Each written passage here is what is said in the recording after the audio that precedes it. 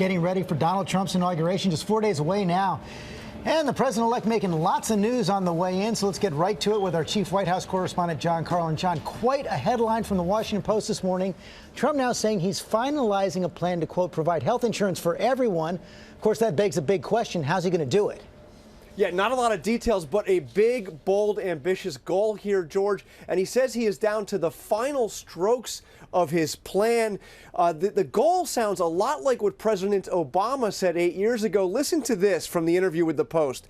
We're going to have insurance for everybody. There was a philosophy in some circles that if you can't pay for it, you don't get it. That's not going to happen with us. People can expect to have great health care. It'll be in a much simplified form, much less expensive, and much better.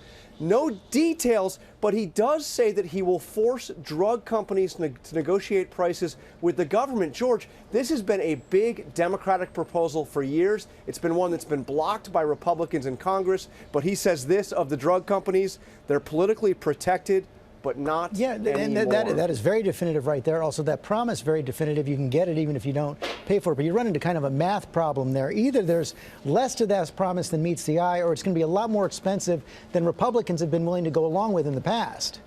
Absolutely, and there are simply no details in this interview at all about how he would pay for it. Meantime, another interview with the London Sunday Times and the German paper The Bild, where the president-elect says again that he believes NATO is obsolete.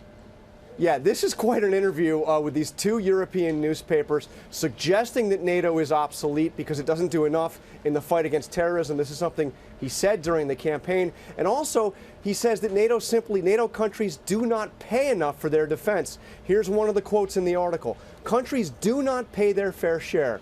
So we should protect these countries, but many of these countries do not pay what they should have to pay. This is very unfair to the United States. But then, George, he adds, apart from this, NATO is very important to me. So in the same interview, he suggests NATO is obsolete, but also very important. Yeah, also very tough on our ally Angela Merkel, the head of Germany. Yes. And some have already noted that he seems to be tougher on NATO, they're tougher on our allies there than he has been on Vladimir Putin. Yeah, and he suggests, by the way, that more countries in Europe will leave the European Union following what Britain did with the Brexit. And finally, we also saw the outgoing CIA director, John Brennan, yesterday in an interview on Fox News Sunday take real exception to those comments Donald Trump made last week, talking about the intelligence community's Nazi-like tactics. Here's what he said. But what I do find outrageous is equating an intelligence community with Nazi Germany. I do take great umbrage at that, and there is no basis for Mr. Trump to point fingers at the intelligence community for leaking information that was already available publicly. President-elect hitting back hard. Firing back on Twitter and blaming specifically CIA Director John Brennan for the leak. He says, oh, really? Couldn't do much worse. Just look at Syria, the red line, Crimea, Ukraine, and the buildup of Russian nukes. Not good. Was this the leaker of fake news? So that battle with the intelligence community is not ending yet. It does continue. Jon Karl, thanks very much.